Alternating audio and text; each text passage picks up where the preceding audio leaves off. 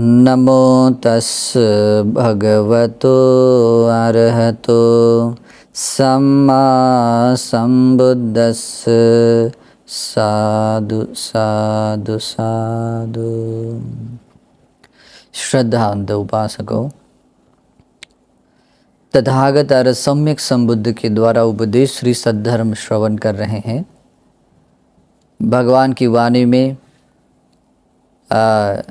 जो अंगुत्तर निकाय में आने वाले जो उपदेश हैं, बताए गए उपदेश हैं, वे हम क्रमशः देख रहे हैं। अभी तक हमने जो अंगुत्तर निकाय का एकक निपात देखा है, दूसरा निपात के कुछ सूत्र देखे हैं। कर्म करण वग्गो जो पहला है वर्ग है, और उसके अंतर्गत आने वाले 6 सूत्र देखे हैं। आज हम 7वां सूत्र देखते हैं। उसमें आता है कन्न सूत्र। कन्न सूत्र, कन्न कहते हैं, उसका पाली में कन्न है यानी कि कृष्ण है, लेकिन यहाँ कृष्ण और काला ये पर्याय शब्द थे, पर्याय शब्द है।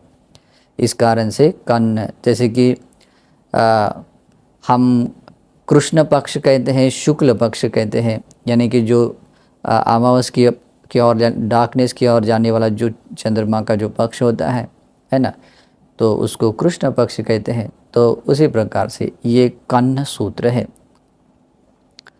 तो भगवान इसमें बताते हैं द्वे में भिक्खवे धम्मा कन्हा। भगवान कहते हैं 2 धर्म एक ऐसे हैं जो कन्हा यानी कि जो काले हैं, यानी कि जो कृष्ण हैं उसने काले हैं, ठीक है। कत में द्वे, काले धर्म 2 कौन से हैं, यानी कि इसमें बहुत गहराई है, लेकिन उसका स्पष्टीकरण भी बाद में देता हूँ। वो कौन से 2 धर्म हैं? भगवान कहते हैं अहिरिकंच अनोतपंच। अहिरिकंच यानी कि पाप कर्म करने में लज्जा का न होना। पाप कर्म, पाप चाहे कोई भी पाप क्यों न हो, चाहे वाणी का पाप हो, चाहे शरीर के द्वारा किए जाने वाला पाप हो, चाहे मन के द्वारा किए जाने वाला पाप हो, उस पाप कर्म करने में अगर लज्जा नहीं लग रही है, लज्जा महसूस नहीं हो रही है, तो ये कृष्ण धर्म है, यानी कि उसको काला धर्म कहते हैं। ओके। और जनरली ऐसा ही असत पुरुष लोग ऐसे ही होते हैं, पाप कर्म करने में निर्लज्ज होते हैं। उनको मिथ्या दृष्टि होने में या मिथ्या धर्म बताने में कोई लज्जा नहीं आती। दूसरों को द्वेष युक्त बोलने में कोई लज्जा नहीं आती है। विषम लोभ पाने मतलब उत्पन्न होता है, कोई लज्जा नहीं आती है। या निरर्थक बोलने में, दूसरों का दिल दुखे ऐसी वाणी बोलने में उनको लज्जा नहीं आती है। या चुगली करने में या झूठ बोलने में भी कोई लज्जा नहीं आती। व्यभिचार करने में, चोरी करने में या हिंसा करने में कोई लज्जा नहीं आती। और जो ऐसी लज्जा भाव को छोड़ देते हैं, इसको कहते हैं कन्न धम्म, यानी कि क्या कहते हैं? काला धर्म, कृष्ण धर्म कहते हैं, ठीक है। तो ये एक पक्ष है, मतलब एक काले धर्म का एक पक्ष है। दूसरा है अनोतपंग, अनोतपंच। तथा दूसरा कौन सा है? पाप कर्म करने में भय न लगना। ये दूसरा काला धर्म है। पाप चाहे जो भी हो, छोटा से छोटा पाप भी क्यों न हो, बड़े से बड़ा पाप भी क्यों न हो, उसमें अगर व्यक्ति को भय नहीं लग रहा है तो समझ लेना ये काले धर्म का आचरण करने वाला, यानी कि काले धर्म से युक्त व्यक्ति वो बन जाता है। तो ये पाप कर्म करने में भय किसको नहीं लगता है? जो व्यक्ति अज्ञानी है, जो व्यक्ति मिथ्या दृष्टिक है, और जिस व्यक्ति को धर्म के और अधर्म के इसको कोई ज्ञान नहीं होता, कंफ्यूज में रहता है, वो व्यक्ति को अच्छा भी समझ में नहीं आता, बुरा भी समझ नहीं आता। ये जो करने में है उसको कोई भय भी नहीं लगता है। आज देखिए, आज ऐसे बहुत सारे देश विदेशों में ऐसी बात देखी जाती है। लोग हंटिंग करते हैं, फिशिंग करते हैं, उनको वो एंजॉय करते हैं, उसमें मज़ा लेते हैं, और उनको नहीं लगता है कि ये भी कोई पाप है। या कुछ प्राणियों की हिंसा करते हैं, खास करके यहाँ भारत में ऐसा देखा जाता है। धर्म के नाम पर प्राणियों की बलि दी जाती है, उनको नहीं लगता है कि ये हिंसा है और ये पाप है, उसमें कोई भय नहीं लगता। या अन्य भी जितने भी पाप हैं वो पाप कर्म करने जो भय नहीं लगता है, तो उनको नहीं लगता है कि मैं इसी पाप कर्म करने के कारण दुर्गति अपाय लोक नामक निरय लोक में जा सकता हूँ, प्रेत लोक में भी जा सकता हूँ, या असुर लोक में भी जा सकता हूँ, या तिरछान सत्व लोक में भी जा सकता हूँ। और जब ऐसा भय नहीं होता है या लोक परलोक के बारे में उसको नहीं जानता है, इस कारण से अनाचार करता है। और भगवान ये इसीलिए कारण करते हैं, अनोतपं, पाप में भय न लगना, भय न होना ही काला धर्म है कहते, कृष्ण धर्म है कहते। इमे खो भिक्खवे द्वे धम्मा कन्हा, और भगवान कहते हैं ये दो धर्म है जो काले धर्म है। और भगवान इसको एक उपमा भी बताते हैं, जिस व्यक्ति में ये दो धर्म है, समझो काले धर्म है, जिसको पाप कर्म करने में लज्जा नहीं होती है, पाप कर्म करने में भय नहीं होता है, भगवान बुद्ध कहते हैं जैसे अमावस के जो पक्ष में जो यानी कि कृष्ण पक्ष का जो चंद्रमा है, जैसे धीरे धीरे धीरे डार्कनेस की ओर जाता है, पूरा अंधेरे की ओर चला जाता है, मतलब घटता हुआ चला जाता है, तो उसी तरह से उस व्यक्ति के भीतर के जो भी छोटे छोटे भी क्यों न सद्गुण होते हैं वो धीरे धीरे धीरे नष्ट हो जाते हैं, एकदम डार्क बना देते हैं। इस कारण से भी ये काले धर्म है, काला धर्म है, कृष्ण धर्म है।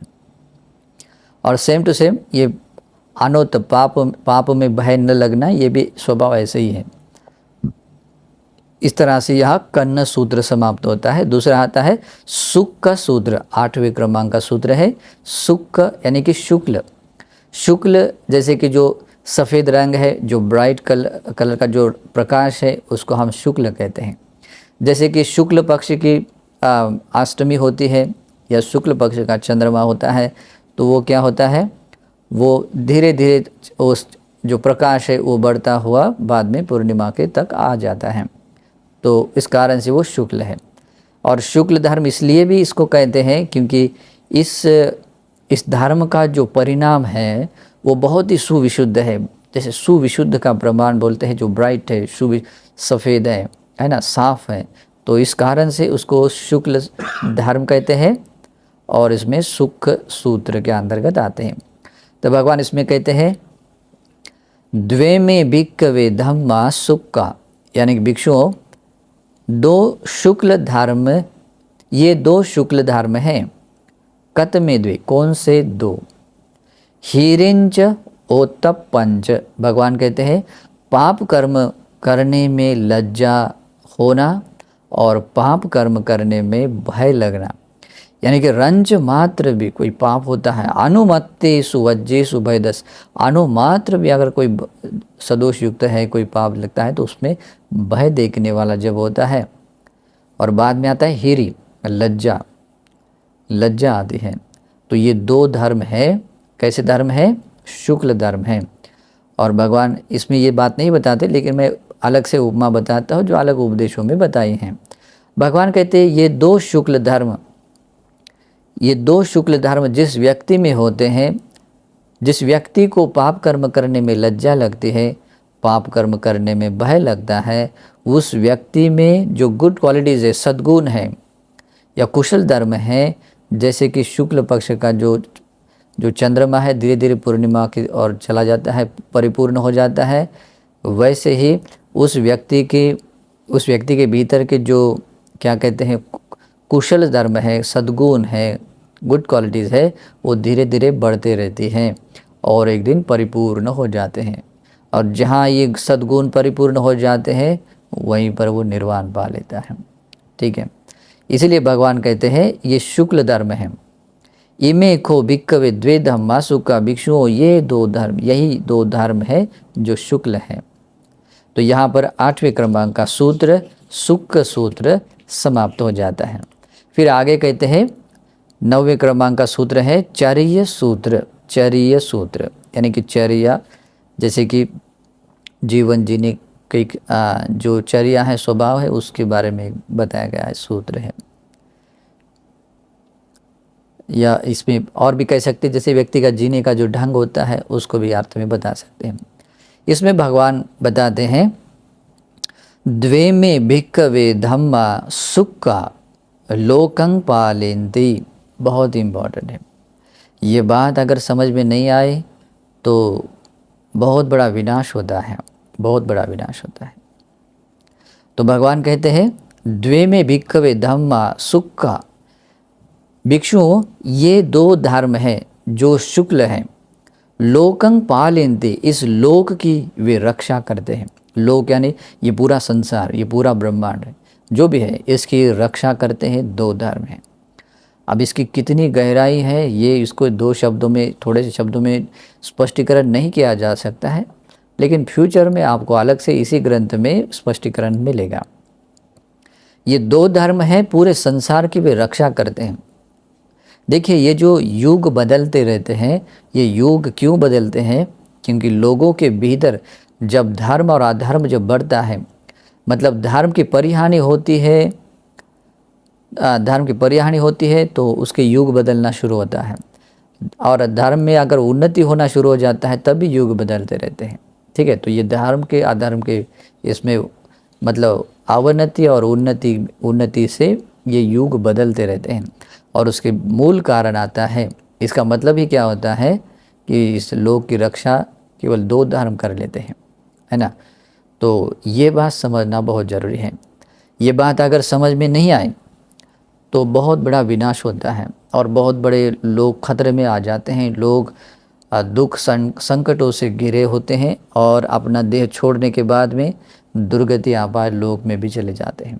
इसलिए इस लोक की रक्षा करने वाले इन दो धर्मों को, शुक्ल धर्मों को समझना बहुत जरूरी है। कत में द्वे, वे दो धर्म जो शुक्ल धर्म है कौन से हैं? भगवान कहते हैं हीरेच ओतप पंच, यानी कि पाप कर्म करने में लज्जा होना और पाप कर्म करने में भय होना, भय लगना, ये दो धर्म है जो इस पूरे संसार की रक्षा करते हैं। अगर ये दो चीज़ें अगर मनुष्यों के, अभी समझो कि मेरे भीतर पाप कर्म करने में लज्जा है और मेरे भीतर पाप कर्म करने में भय है, तो मेरे अकेले के होने से इसको क्या होगा करके ऐसा छोटा नहीं समझना है। उस व्यक्ति का होना ही, मतलब ऐसा अगर व्यक्ति होता है तो धर्म का होना है, मतलब उसमें धर्म है, होता है, संसार में धर्म होता है। जब ऐसे ही लोग संसार में होते हैं तो ये युग हमेशा बना रहता है। ठीक है, तो ये बहुत लंबे समय तक वो बना रहता है। अब इसके लिए अलग से देशनाएं बताने पड़ेगी, लेकिन यहाँ संक्षेप में ही थोड़ा समझ लीजिए। ठीक है, तो इस कारण से भी लोगों के भीतर की जो भी गुड क्वालिटीज़ है, जो सद्गुण है, उसकी रक्षा ये केवल ये दो धर्म करते हैं। कौन से? पाप कर्म करने में लज्जा होना, पाप कर्म करने में भय होना। जब ये ऐसा होता है तभी व्यक्ति अपने भीतर के सद्गुणों को वो बनाए रखता है, सद्गुणों को बढ़ा लेता है। अगर छोटा भी कोई अगर अकुशल आ जाता है तो उसको दूर करने का प्रयास करता है, और इसी कारण से व्यक्ति धर्मवान, पुण्यवान, बहुत अच्छे सद्गुणों से युक्त रहते हैं। और इसी कारण से लोगों के भीतर, लोगों के हृदय में ये धर्म, ये सद्गुण जब तक बना रहता है, संसार में धर्म बना रहता है।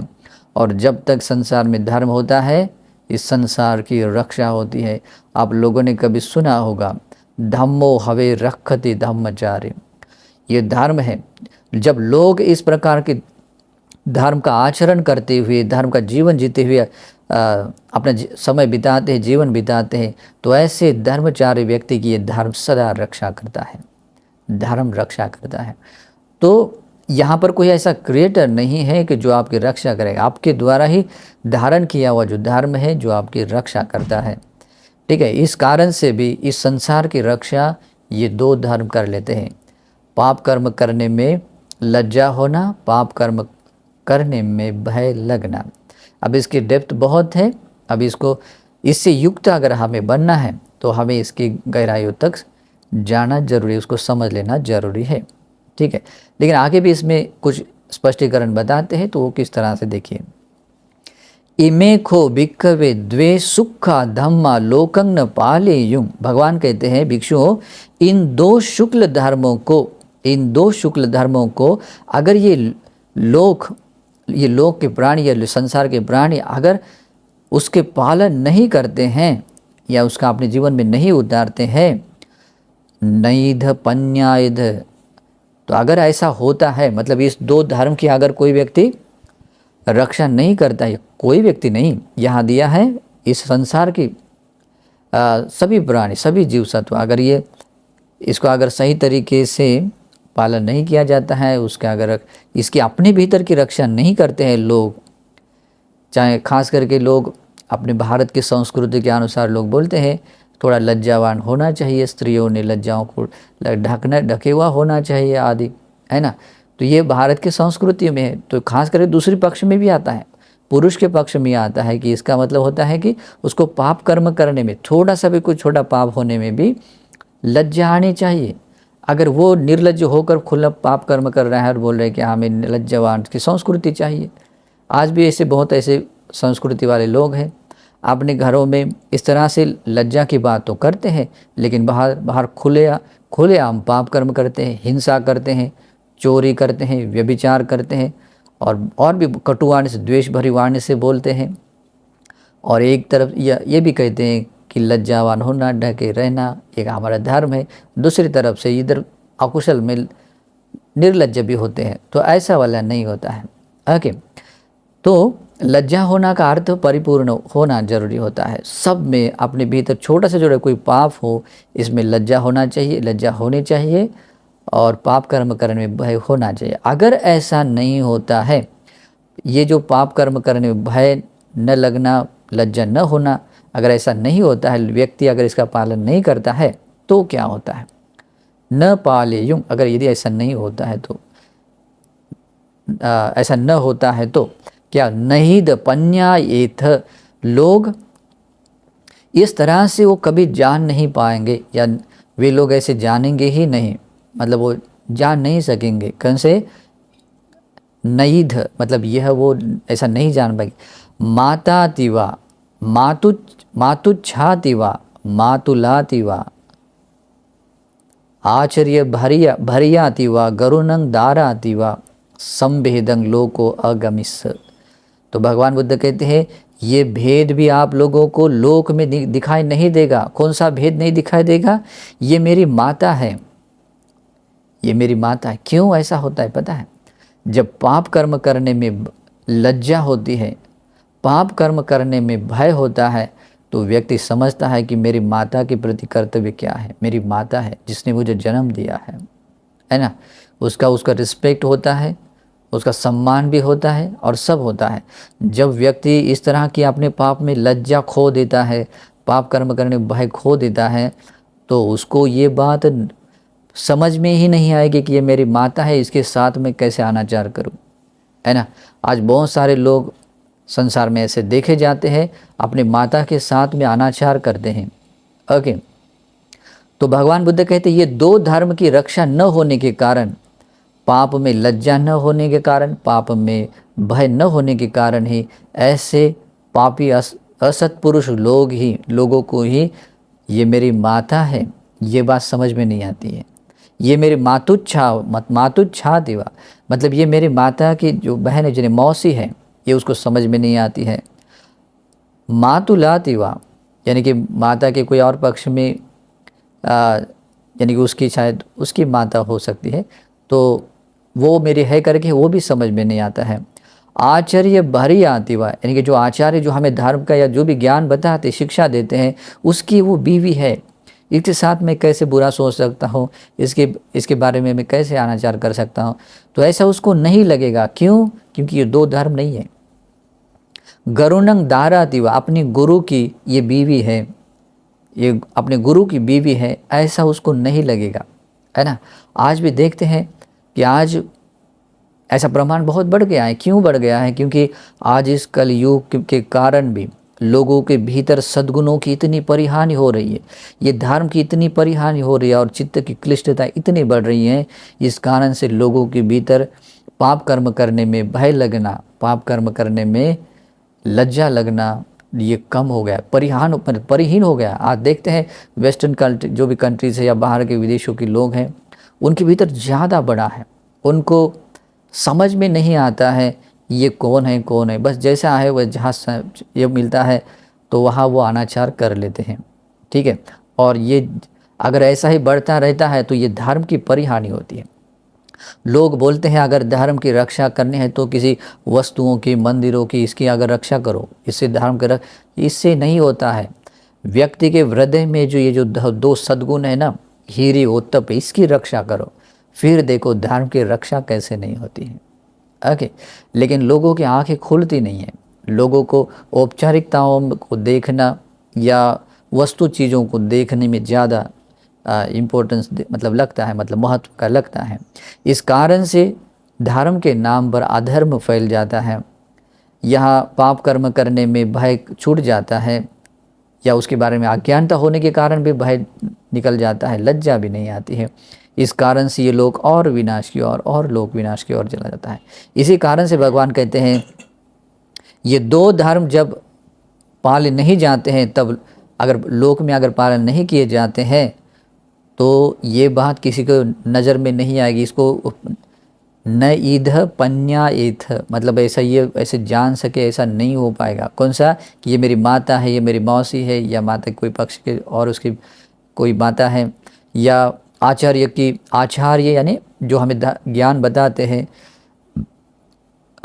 उसकी बीवी हैं, जो गुरु हैं यानी कि पर्टिकुलर कोई शिक्षा अनुशासन करने वाला होता है उसकी बीवी है। ऐसा कोई भेद दिखाई नहीं देता। संवेदन लोगों को अगमिस, मतलब ऐसा भेद वो नहीं देखता है। उसके लिए वो स्त्री मात्र होती है। यथा अजेड़ को कुक्कुट सुकरा, जैसे ये जो भेड़ बकरी होती हैं, भेड़ बकरियों के लिए कभी माता मौसी ऐसा कुछ होता है क्या? कुछ नहीं होता है। कुक्कुट, ये जो मुर्गा का ये है, मुर्गी की जाति है, उसके लिए कोई अपना बेटी है, अपनी माता है, अपनी उसकी बहन है, मौसी, ऐसा कुछ होता है क्या? ये स्त्री मात्र होती है। सुकरा, ये जो सूअर होते हैं, सूअर के लिए कोई ऐसा माता बहन ऐसा कुछ होता है क्या? कुछ नहीं होता है। सोन सिंगाला, यानी जो कुत्ते हैं या जो भेड़ियां हैं और जो भी सिंगाल यानी कि जो सियार वगैरह है, ऐसे इन प्राणियों की जातियों में ऐसा कुछ नहीं होता है ना। वो जिसके साथ आए उसको स्त्री मात्र समझकर उसके साथ अनाचार कर लेते हैं। अनाचार कहे तो उसके साथ काम सेवन कर लेते हैं, है ना। वैसे ही बात है, अगर ये दो धर्म अगर छोड़ दिए, शुक्ल धर्म, अगर ये दो धर्म छोड़ दिए तो लोक विनाश होने के लिए कोई नहीं रोक सकता है। इस कारण से भी अगर लोक की रक्षा करना चाहते, धर्म की रक्षा करना चाहते हैं, तो लोगों ने इन दो धर्म को अपनाना चाहिए। यहाँ जरूरी नहीं होता है कि वो किस कुल परंपरा में जन्मा हो। अगर वो अपने भीतर इन दो धर्मों को, अगर शुक्ल धर्म को बढ़ाता है और पाप कर्म करने में भय देखता है, पाप कर्म करने में लज्जा देखता है, वो व्यक्ति धर्मवान बनता है। दिखने में चाहे काला हो, चाहे गोरा हो, चाहे धनवान हो, चाहे गरीब हो, चाहे जैसा हो, इस प्रदेश का हो, उस प्रदेश का हो, वो जहाँ कहीं रहता है वो धर्म की रक्षा करने वाला, लोक की रक्षा करने वाला बनता है। इसलिए भगवान ने कहा कि ये दो धर्म है जो लोक की, संसार की रक्षा करते हैं। अगर ये ऐसा नहीं होते हैं तो ऐसा होता है।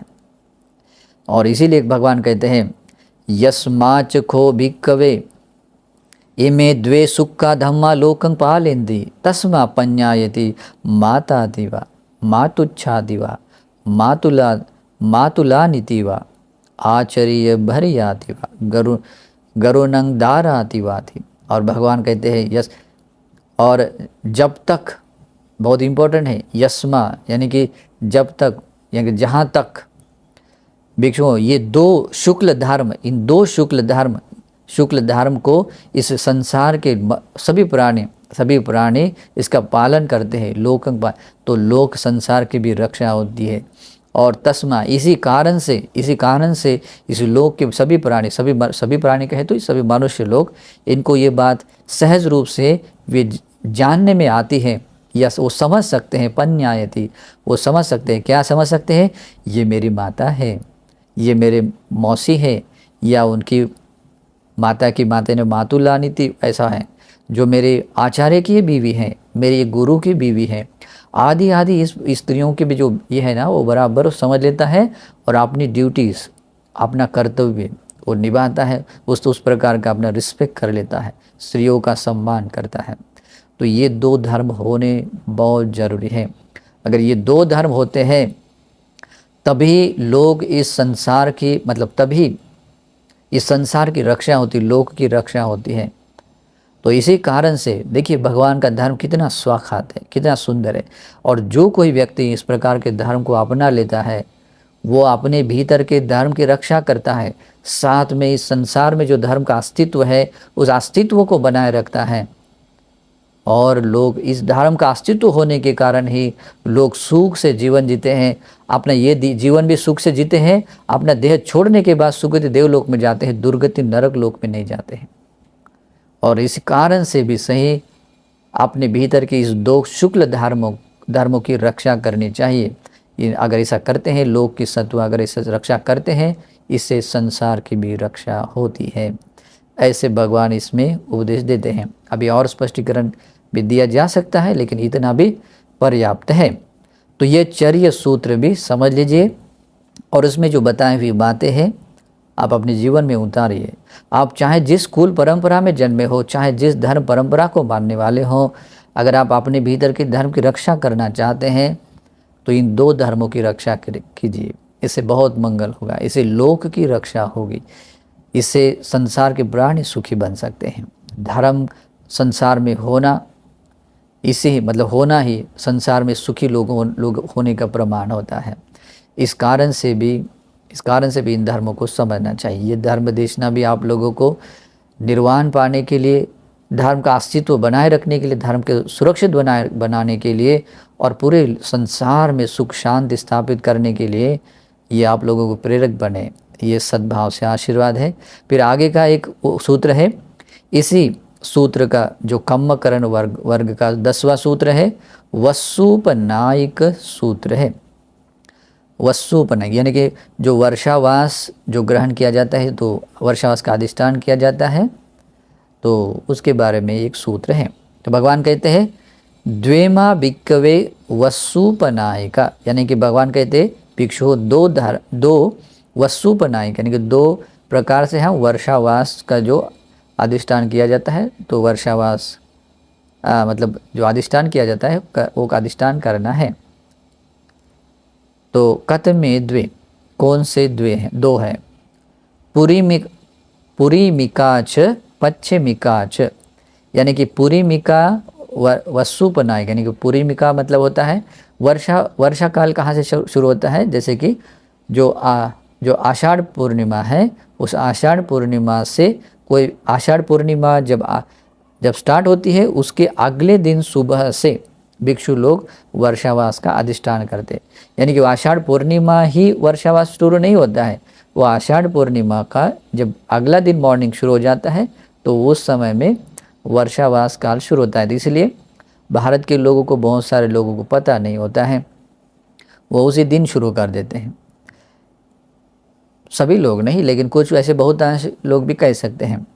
तो इसे कहते हैं पुरीमिका, यानी कि आषाढ़ पूर्णिमा के दिन, आषाढ़ पूर्णिमा के अगले दिन मॉर्निंग से जो वर्षावास का अधिष्ठान किया जाता है, तो उससे उस दिन से 3 महीने तक का जो कार्यकाल होता है उसको कहते हैं पुरीमिका वर्षावास, यानी कि जो पहले वाला, जो पहले रूप में जो वर्षावास का अधिष्ठान किया जाना होता है। और पश्चिमी का होता है आषाढ़ पूर्णिमा के बाद में जो पूर्णिमा आती है, उस पूर्णिमा से अगले 3 महीने का जो पूर्णिमा होती है, 3 महीने के जो कार्यकाल है, अगले 3 महीने की पूर्णिमा के अगले दिन में वो वर्षावास समाप्त हो जाता है। तो इस तरह से ये 4 महीने के अंतराल में ये 2 तरह के वर्षावास अधिष्ठान किए जाते हैं। अभी यही अवसर है कि अभी कुछ ही दिनों के बाद में, 10-12 दिनों के बाद में वर्षावास शुरू हो जाता है। तो वो वर्षावास कौन सा रहेगा? पुरीमिका वर्षावास अधिष्ठान होता है। और किसी को इस वर्षावास में अधिष्ठान करना नहीं हो पाता है तो पश्चिमिका, वो अगले पूर्णिमा के दिन से वो कर सकता है, और उस पूर्णिमा से फिर अगले 3 महीने तक वो वर्षावास का अधिष्ठान करता है। तो भगवान कहते हैं इमे खो भिक्खवे द्वे वस्सुपनायिका, ये दो भिक्षुओं, ये दो वस्सुपनायिका यानी कि वर्षावास अधिष्ठान करने के एक स्वभाव है, यानी कि एक नियम है। तो इस वर्षावास के स्वभाव को भी समझ लेना चाहिए। स्पष्टीकरण के लिए थोड़ा सा बता देता हूँ, ये वर्षावास कैसे और क्यों आरंभ हुए। भगवान ने ये नियम भिक्षुओं को जब धर्म चक्र प्रवर्तन किया उस समय से 20 वर्ष तक ये नियम नहीं बताया है कि आप लोगों को वर्षावास करना चाहिए। 20 वर्ष के बाद में ऐसे कुछ घटनाएं घटित हुई थी कि जैसे कि भिक्षु, लेकिन अरहंत लोग होने के कारण भी, धर्म विनय से युक्त होने के कारण भी, उनके कारण किसी को कोई हार्म नहीं होता था, कोई विनय बनाने जैसा कुछ नहीं हुआ। इस कारण से भी ये इस प्रकार के जो वस्सुपनायिका जो है वो भगवान ने नियम प्रज्ञप्त नहीं किए थे, यानी शिक्षाबद्ध नहीं बताई थी। लेकिन ऐसी कुछ घटना हुई थी कि कुछ लोग ऐसे मानते थे जो घास फूस है इसमें भी ये जान होती है, या उस पर कोई प्राणी होता है वो भी उस पर कोई चलने से इधर ऐसा उनकी हानि हो जाती है। खास करके वो घास फूस भी एक जीवी प्राणी है। और ऐसे लोग जो समझते थे, और भी लोग ऐसे समझते थे कि ये जो भगवान बुद्ध के जो शिष्य लोग हैं वे लोग 12 महीनों तक वो धर्म प्रचार के काम इधर उधर विचरण करते रहते हैं, और वर्षा काल में विचरण करते। इस कारण से बहुत सारा घास फूस मर जाता है, उसके ऊपर के कीड़े भी मर जाते हैं। तो इनको क्यों ऐसा ये नहीं लगता है, मतलब उसमें दोष है करके क्यों नहीं लगता है, इस तरह से वो नाराज़गी व्यक्त करते हैं। और वो भी देखते हैं कि ये देखो ये जो दुराखात जो धर्म वाले लोग हैं, यानी कि जो दूसरे संप्रदाय के लोग, वे भी तो वर्षा काल में कहीं कहीं ना जो ठहर जाते हैं, यहाँ तक कि पंछ भी अपने घोंसले में रहता है, आदि आदि ये करते हैं, मतलब थोड़ी अपनी नाराज़गी व्यक्त करते हैं। तो ये बात जब भगवान तक आ जाती है तब भगवान तब ये विनय बना देते हैं। ठीक है, भगवान तब विनय बना देते हैं कि ये पूर्णिमा का जो वर्षावास है, वर्षावास का आदिष्ट वर्षा काल में एक जगह पर रहना चाहिए। पश्चिमी का ये भगवान ने ये बाद में बने हैं, लेकिन ये वर्षावास अधिष्ठान करने की ये 2 चरण हैं। तो वर्षावास ऐसे आरंभ हुआ है, और फिर वो दिन तय हुआ आषाढ़ पूर्णिमा से, कैसे कैसे आदि आदि। तो और उसमें भी क्या करना चाहिए, कैसे करना चाहिए आदि, उसके बाद में ही सब आया है। बाद में हम जब इसी त्रिपिटक को आगे पढ़ते हुए जाएंगे तो वो बात भी आएंगी। यहाँ से 2 शब्द का एक उच्चारण दिया था, लेकिन थोड़ा सा स्पष्टीकरण दिया है। पूर्णिमिका वस्सुपनायक, पश्चिमिका वस्सुपनायक, यानी कि जो पूर्व काल में जो वर्षावास का अधिष्ठान किया जाता है वो आषाढ़ पूर्णिमा से है, आषाढ़ पूर्णिमा के अगले दिन से किया जाता है, उसे 3 महीने का। पश्चिमिका अर्थ होता है जो उसके अगले आषाढ़ पूर्णिमा के बाद में जो पूर्णिमा आती है उस पूर्णिमा से अगले 3 महीने तक, उसको पश्चिमिका वर्षावास का अधिष्ठान कहते हैं। ठीक है, तो इस तरह से ये वस्सुपनायक सूत्र भी यहाँ समाप्त होता है, और कम्मकरण वर्ग भी यहाँ पहला वर्ग जो है समाप्त हो जाता है। कल हम दूसरे निपात का दूसरा वर्ग देखते हैं। नमो बुद्धाय।